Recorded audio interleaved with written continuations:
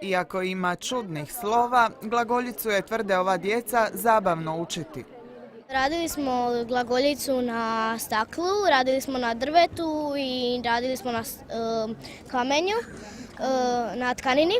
To je izvor današnjeg hrvatskog jezika, tako da mislim da je to dobro da učimo o tome jer tako je naš hrvatski jezik nastao.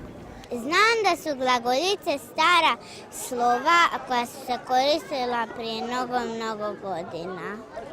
Prije 8 godina samo su djeca u osnovnoj školi u Svetom Filipu i Jakovu učila glagoljicu. Sada je u sklopu izvan nastavnih aktivnosti mogu svladati učenici 15 škola u Zadarskoj županiji.